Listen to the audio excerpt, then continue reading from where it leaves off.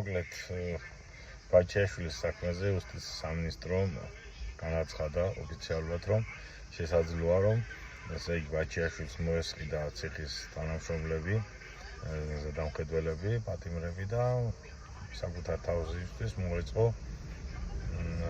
თავდასხმა, რათა ამ გზით გაემართლებინა და გამართლებულიყო ციხიდან გამოშვებულიყო რა. ნუ შინაარსი ესეთია.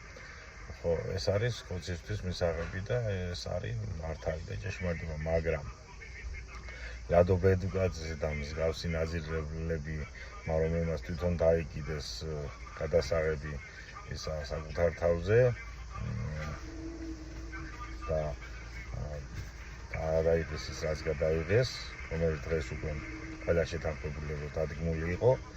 ეს არის ის, რომ სააკაშვილი და მისი ხალხი აწამებდნენ ციხეებში პატიმრებს რა.